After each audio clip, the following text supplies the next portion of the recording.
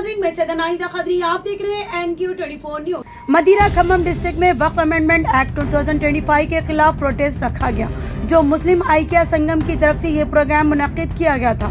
इस प्रोग्राम में उत्तर प्रदेश रामपुर के MP मोहिबुद्दीन नदवी, JNU के professor Hafeezur Rahman Pasha, doctor Ram Puniyani, MBT के स्पोक्स पर्सन अमजदुल्ला खान, कांग्रेस के सीनियर लीडर उस्मान मोहम्मद खान और दीगर लोगों ने भी इस प्रोटेस्ट में हिस्सा लिया। आइए इसी की रिपोर्ट हम आपको दिखाते हैं।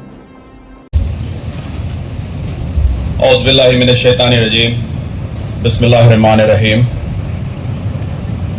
आज इस खूबसूरत मंच पर तशरीफ फरमा डॉक्टर राम पुनियानी साहब, जो इस उम्र में भी हिंदुस्तान के हिंदू मुस्लिम को हकीकत बताते हैं और एकजुटता के लिए काम करते हैं, आपको हमारी तरफ से सलाम।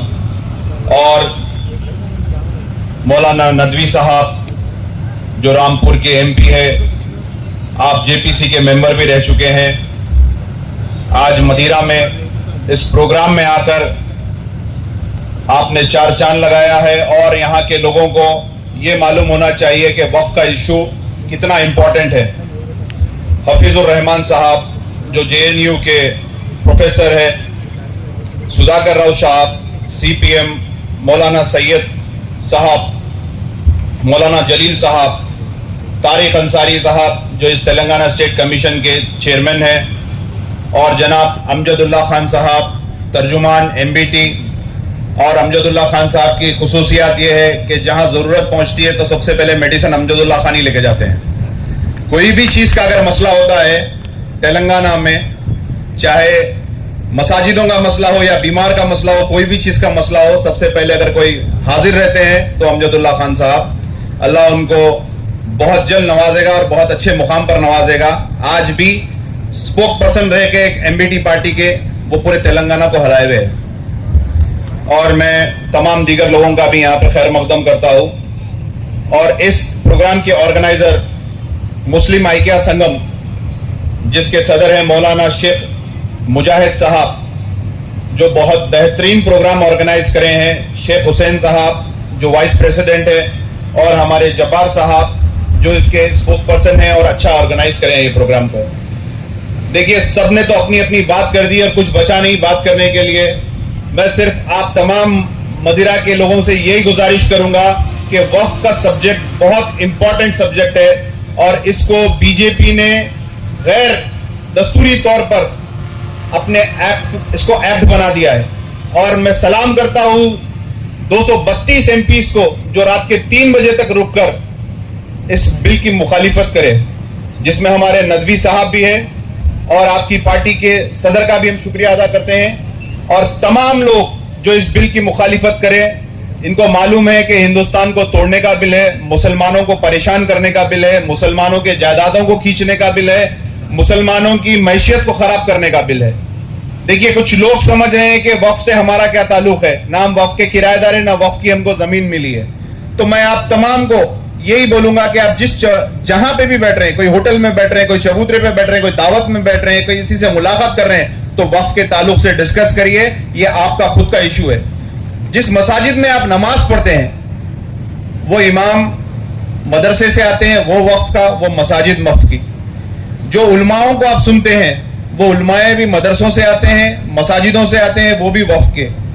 जिसमें आपके आबो अजदाद मफहूम है कब्रस्तानों में, वो भी वक्फ से आता है। आपको भी उसी कब्रस्तान में जाना है जो वक्फ का है। जिस इंस्टीट्यूट से आप फैज पा रहे हैं, कई इंस्टीट्यूट से, वो भी वक्फ के हैं। तो ऐसे वक्फ के कई चीजें हैं जिसको हम डिनाई नहीं कर सकते हैं। कई जमीनात है, कई मदरसे हैं जो वक्फ के हैं, जिसको हम डिनाई नहीं कर सकते। तो वक्फ हमारा खुद का मसला है। अब अगर आप वक्फ के मामले में खामोश बैठेंगे, देखिए आपकी खुद की जमीन को खींचा जा रहा है एक दस्तूर की खिलाफ वर्जी करते हुए। दस्तूर हमको बराबर रहने का हक देता है, दस्तूर हमको साथ चलने का हक देता है, दस्तूर हमको अपनी आवाज बुलंद करने का हक देता है, दस्तूर हमको एहतजाज करने का हक देता है। आज मोदी गवर्नमेंट हमारे साथ हर वो चीज कर रही है जो हमको नाकबूल है। जैसा कि आपको मालूम है, ट्रिपल तलाक का बिल हम पे ला दिया गया है। आज बताइए कौन सा मुसलमान जाकर मोदी को बोला कि भाई आप ये वक्फ का बिल लाओ। वक्फ एक इस्लामिक प्रैक्टिस है जिसमें मंशा वक्फ के तहत आपका काम होता है। जैसा कि किसी ने अपनी एक प्रॉपर्टी दिया और बोला कि ये स्कूल में इसका सिर्फ कूलर लगना है तो कूलर लगना है, किताब देना है तो किताब देना है, चद्दर और गुल चढ़ना है तो चद्दर और गुल चढ़ना है। अब मोदी साहब क्या करेंगे जब ये वक्फ के जायदादों को ले लेंगे? और आर्कोलॉजी में हमारी जो वक्फ के जायदादें हैं, उस जायदादों को अभी इमीडिएटली इस एक्ट के हिसाब से डायरेक्ट गवर्नमेंट के अंडर में ले लिया गया है। जैसा कि हैदराबाद और तेलंगाना की सबसे बड़ी मस्जिद है मक्का मस्जिद, वो आर्कोलॉजी सर्वे ऑफ इंडिया में आती है। अब उस मस्जिद में बोलेंगे कि इमाम साहब आप वक्फ से ताल्लुक नहीं है, हमसे ताल्लुक है, आवाज कम रखिए, धीमी रखिए, जुम्मे की नमाज नहीं होना, फलाना खुतबा नहीं होना, यहाँ पे भी शूटिंग भी चलेगी। बहरहाल जो चीज हमारे हाथ में से निकल जाएंगी तो कुछ भी होगा। तो हमको नस्लों के लिए अगर कुछ बचाना है तो वो वक्त बचा सकते हैं। कम से कम वक्त में आपका कुछ नहीं होगा, लेकिन आपकी खबर जो रहेंगी वो वक्त के खबरस्तान में रहेगी। आप जहां मफहूम होंगे वो वक्त का खबरस्तान रहेगा।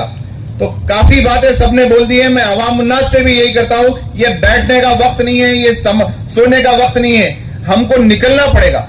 जब तक हम नहीं निकलेंगे, जब तक हम अपने हक के लिए नहीं लड़ेंगे तो ये बिल वापस नहीं होगा। 11 साल के दौरे इख्तियार में मोदी के अब तक 100 बिल आए, कोई बिल वापस नहीं किया सिवाय किसानों के बिल के। डेली प्रोटेस्ट करेंगे तो बराबर ये बिल वापस होगा। जिस तरीके से तमाम हमारे सेकुलर हिंदू भाइयों ने इस बिल की मुखालिफत किया है, जिस तरीके से डॉक्टर राम पुयानी साहब आकर हर वक्त एक सच्चाई सामने लाते हैं, जिस तरीके से हमारे हिस्ट्री के किताबों को चेंज कर दिया जा रहा है, जिस तरीके से हमारे राजाओं को बदनाम किया जा रहा है, जिस तरीके से हमारी गंगा जमुना तहजीब नफरत भरी जा रही है, तो हमारे नस्लों को यह समझाना है। इस छोटे से गांव में जो आज मुस्लिम आइक्या संगम ने ये प्रोग्राम किया है, इनको मेरी तरफ से 100 सलाम। आज हैदराबाद से हम यहाँ आने की वजह, यूपी से आने की वजह, दिल्ली से आने की वजह, मुंबई से आने की वजह ये है कि ये वक्फ के बिल के लिए सबको मालूम है ये मुसलमानों के लिए कितना नुकसानदेह रहेगा। और इसमें आप SC ST तमाम भाइयों को लेकर चलिए और ये बिल की मुखालिफत के लिए जहां जहां प्रोटेस्ट हो रहा है तो हमको एक हिस्सा बनकर एक जहदी के साथ, इत्तेहाद के साथ अगर हम काम करेंगे तो इंशाअल्लाह ये बिल को बिल्कुल वापस कराएंगे। और ये बिल वापस ही अगर होगा तो हम सरखुरू होंगे। एक्सपर्ट का यही कहना है कि हिंदुस्तान की तारीख में 1947 से